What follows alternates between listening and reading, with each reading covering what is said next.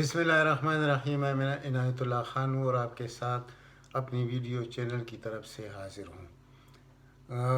जनाब, आज 3 मौज़ूआत हैं जैसे अक्सर हुआ करते हैं, 2 या 3, और उसके बाद तकरीबन एक जनरल नशिस्त की तरफ भी बढ़ूँगा।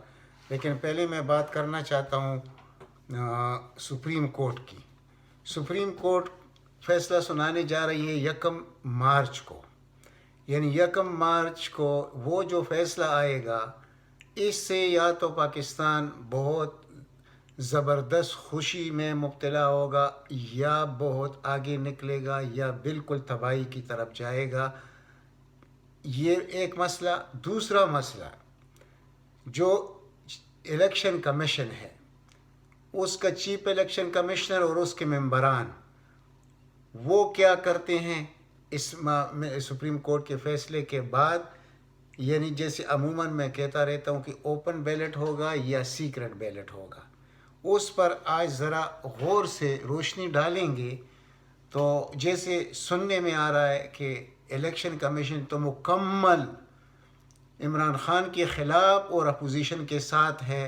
क्या इनको ये ज़ेब देता है कि एक इदारा जो आईनी इदारा है वो अपनी पसंद और नापसंद और अपनी उन लोगों की ग़ुलामी इख्तियार करे जिन्होंने इनका नाम पेश किया, और बदनसीबी से वज़ीर आज़म इमरान ख़ान ने इसका नाम कबूल कर लिया। तो इसकी अपने ज़ाती मफाद के लिए इतनी बड़ी बेईमानी करना, जो इसने 10 का इलेक्शन में मुकम्मल रिलीफ दिया नून को। अब जो इलेक्शन होने वाला है, ख़ुसूसन इस्लामाबाद की सेनेट सीट के मुतालिक मैं कह रहा हूँ, जहाँ पर आम लोग ये कह रहे हैं कि जिस 600 करोड़ रुपए जमा हो चुके हैं 12-13 मेंबरान को ख़रीदने के लिए, और बात भी मुकम्मल हो गई है।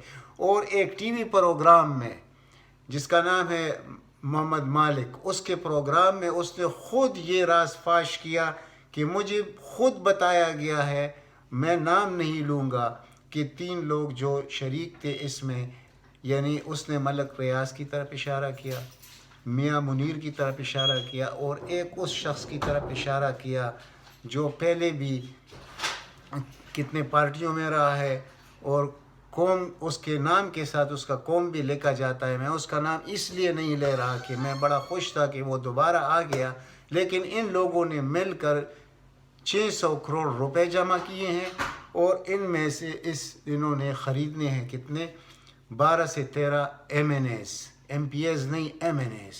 अब जब ये मसला इस तरह ख़तरनाक डिगर पे जाएगा, यानी इसका मकसद सिर्फ इमरान ख़ान को गिराना, लेकिन सिर्फ इमरान ख़ान का गिरना कोई मसला नहीं है, इससे पाकिस्तान गिरेगा। अच्छा, इमरान ख़ान इस इलेक्शन के बाद वो 1 मिनट का देर नहीं लगाएगा, वो असम्बलियाँ तोड़ देगा, और अगर असम्बलियाँ नहीं तोड़ेगा तो फिर जाके एतमाद का वोट लेगा। तो जो लोगों ने 50-50 और 60-60 करोड़ रुपए इन 12-13 मेंबरान ने लिए हैं, तो क्या वो दोबारा अदम एतमाद में भी उनको वोट देंगे कि नहीं देंगे?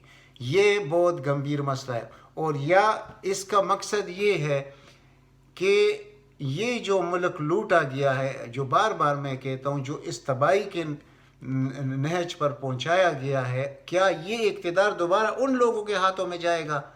तो इसका तो बहुत अच्छा जवाब है, लेकिन मैं अभी आपके सामने कह नहीं सकता, क्योंकि फिर बड़े एतराज़ात होते हैं, लेकिन साफ बात कहनी चाहिए। लेकिन मैं इतना मतलब बहादुरी से ये बात कर नहीं सकता, क्योंकि ये पाकिस्तान है, मेरा मुल्क है, और हमें दर्द है इस मुल्क का।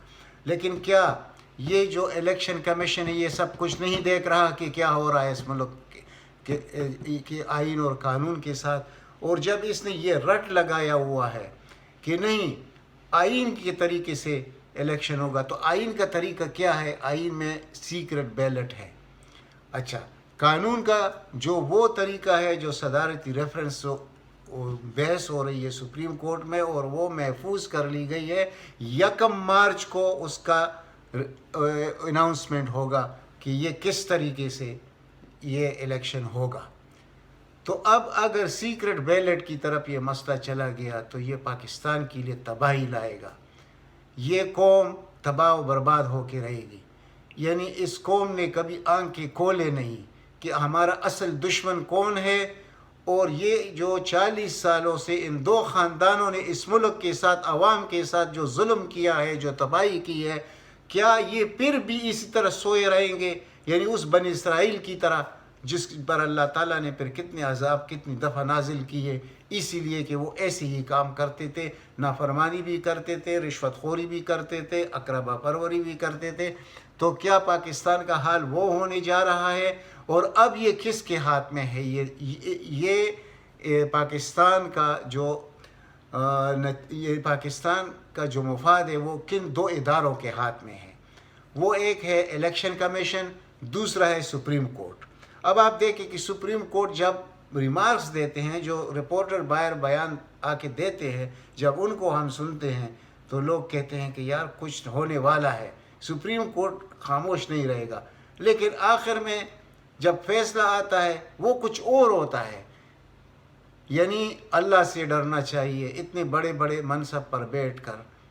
یعنی اس وقت ہمیں جس سی امید ہے، میں بار بار جن کا نام لیتا ہوں، ابھی نام لینا بھی میں نے چھوڑ دیا ہے، جس میں چیف جسٹس سپریم کورٹ بھی شامل ہے، مطلب 5 ممبر بینچ بھی اس میں شامل ہے۔ تو یہ کس سے ڈرتے ہیں؟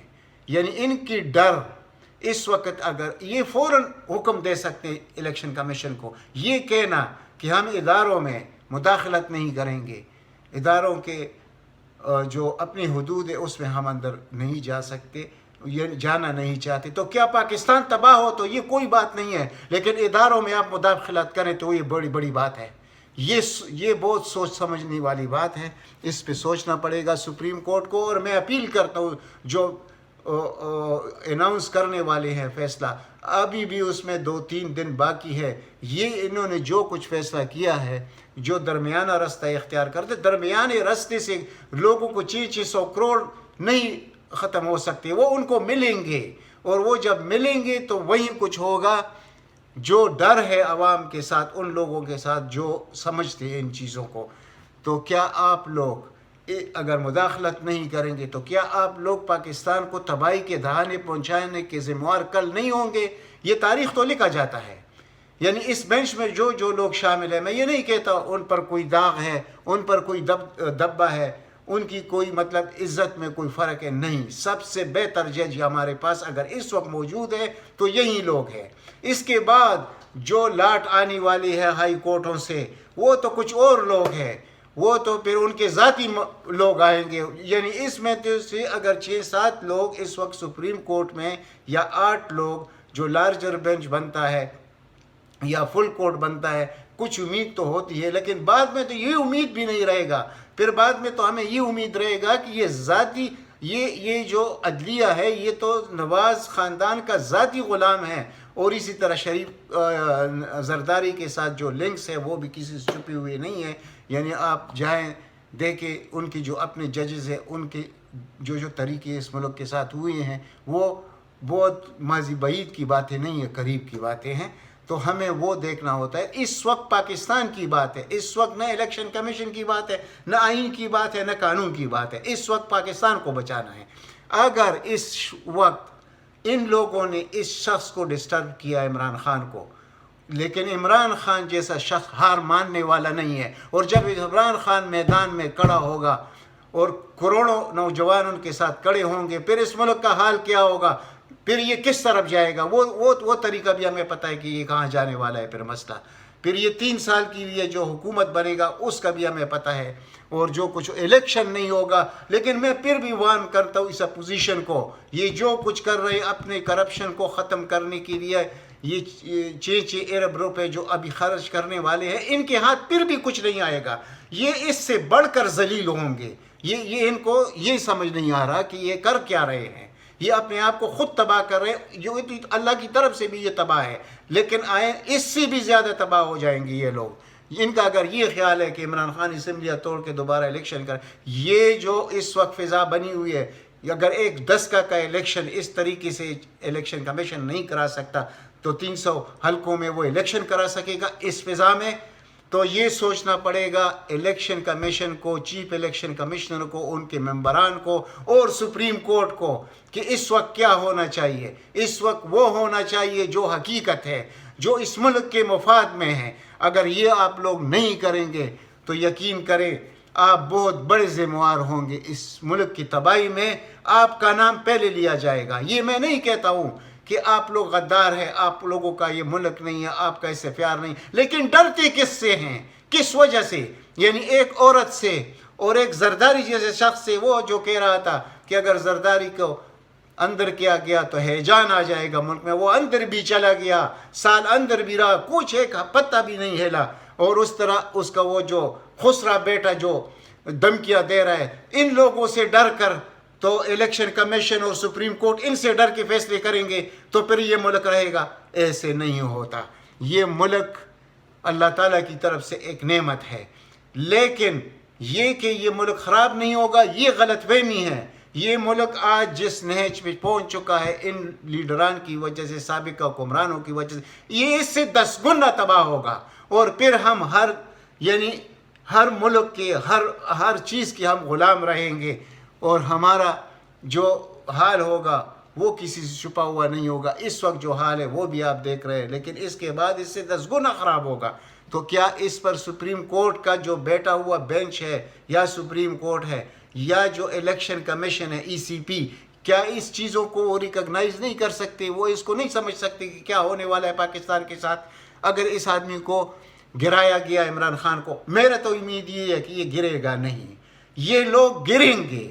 اور انشاءاللہ 23 یعنی ایک ایسی اطلاع میں دے رہا ہوں کہ شاید کسی کو کہنی نہیں چاہیے، لیکن میں اس وقت مجبوراً آپ کو کہہ دیتا ہوں کہ 22 مارچ کے بعد بہت کچھ تبدیل ہونے والا ہے اس ملک میں۔ اس اپوزیشن کے لیے سر چھپانے کی جگہ بھی ان کو نہیں ملے گی، اور جب یہاں تک بات پہنچ جائے کہ اس ملک کے ادارے یعنی کمپرومائز ہو اور یہ لوٹ مار مچا رہے، اس ملک کی تباہی ہوتی رہے، تو کیا ان اداروں کو ہونا چاہیے؟ ان کو نہیں ہونا چاہیے۔ میں سپریم کورٹ اور الیکشن کمیشن کی صرف بات نہیں کر رہا، میں پورے اداروں کی بات کر رہا ہوں۔ یہ تباہ اور برباد ہو چکے، ایک ہی ادارہ باقی ہے، وہ ہے افواج پاکستان، اور وہ افواج پاکستان جس میں دنیا میں اس کے مقابلے کا کوئی فوج نہیں ہے۔ صرف یہ اللہ کی طرف سے، یہ ایک گاڈ گرانٹڈ چیز ہے جو اللہ کی طرف سے ہمیں میسر ہے۔ اس کی کچھ وجوہات ہے، وہ حدیث میں آپ جا کے اس کو میں کسی دن اس پہ بحث کروں گا، تو اس کی وجہ تو صرف اللہ ہے کہ اللہ نے اس فوج کو ایسے بنایا ہوا ہے۔ یہ نہیں ہے کہ باقی جو ہمارے ادارے ہیں، ہر ایک ادارہ تباہ و برباد ہے اور پولیٹیسائز ہے، تو ان سے تو ہمیں کوئی امید نہیں ہے۔ لیکن ابھی ٹرننگ پوائنٹ ہے 1 مارچ۔ اگر اس 1 مارچ کو سپریم کورٹ سے وہ فیصلہ نہ آیا جو عوام چاہتے ہیں، تو اس ملک کے لیے بہت بڑی تباہی ہوگی۔ اور یہ جو چیف الیکشن کمشنر ہے اور اس کے جو 4 ممبران ہیں، یہ یاد رکھیں کہ ان کو سر چھپانے کی یعنی اس کو کہیں چھپنے کی جگہ بھی نہیں ملے گی۔ یہ ملک بہت بڑی افراتفری کی طرف جائے گا۔ جو کچھ انہوں نے ڈسکا کہ ایک حلقے میں کیا اور جو ریلیف ان لوگوں کو دیا، یہ کسی سے چھپی ہوئی بات نہیں ہے۔ وہ کیس بھی سپریم کورٹ میں جائے گا۔ میں دیکھتا ہوں کہ سپریم کورٹ اس کیس میں کیا کرتا ہے۔ وہ تو صاف ظاہر ہے، انہوں نے خود کہا تھا کہ ہمیں صرف 22 حلقوں میں انتخاب چاہیے، 22 پولنگ اسٹیشنوں میں۔ تو اب اس الیکشن کمیشن نے جو رات کو بھی میں نے آپ کو کہا تھا، اس نے پورے حلقے کا الیکشن دوبارہ کرانے کا اعلان کر دیا 28 مارچ کو۔ اس کو کہتے ہیں اوبلائج لوگ، اس کو کہتے ہیں کمپرومائز لوگ۔ انہوں نے ایک حلقے میں اگر اتنے فائدہ پہنچانے کی کوشش کی ہے، تو ابھی جب یہ سینٹ کا الیکشن ہو رہا ہے اور ان کو سب پتہ ہے کہ یہ بکتے ہیں لوگ کیسے، انہوں نے خود ویڈیو دیکھ لیا جو وہ 20 ممبران بکے تھے، اور ان کا ویڈیو آیا، وہ پیسے سامنے پڑی ہوئی ہے، پھر بھی ان کی غیرت نہیں جاگتی، پھر بھی یہ لوگ کہتے کہ نہیں، آئین کے حساب سے ہوگا سب کچھ۔ آئین کا کیا مقصد ہے؟ مجھے اس آئین کا سمجھ نہیں آیا۔ یہ آئین پاکستان کے لیے بنا ہے، اور آئین میں یہ تک لکھا گیا ہے کہ اسلام کے خلاف کوئی بات نہیں ہوگی۔ کیا یہ رشوت لینا دینا یہ اسلام میں جائز ہے؟